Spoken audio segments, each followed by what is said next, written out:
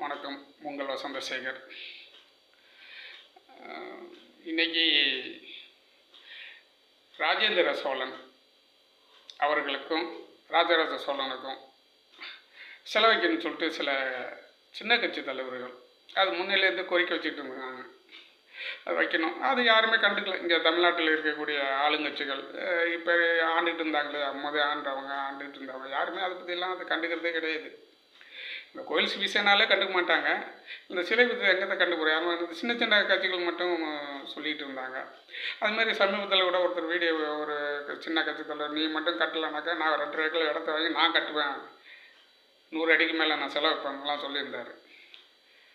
27/7/25 அன்றைக்கி காலையில் மோடி அவர்கள் கங்கை கொண்ட சோழபுரம் வரும்போது காலையில் தான் அண்ணாமலை அவர்கள் வந்து நாங்கள் இதுமாரி ஒரு கோரிக்கை வச்சுருக்கோம், ராஜேந்திர சோழனுக்கு இங்கே வந்து கங்கை கொண்ட சோழபுரத்தில் வந்து சிலை வைக்க வேண்டும் என்று சொன்னார். அன்றைக்கி சாயங்காலம் உரையாற்றும் போது மோடி அவர்கள் நாங்கள் வைக்கிறோம்னு சொல்லிட்டார். இதுதாங்க அரசாங்கம்னா, இப்படி தான் இருக்கணும். சில விஷயங்கள் சீக்கிரமாக முடிவெடுக்க வேண்டும். மிகப்பெரிய பெருமைங்க மோடி அவர்களுக்கு. நாங்கள் நன்றியை தெரிவித்துக் கொள்வோம். நன்றி.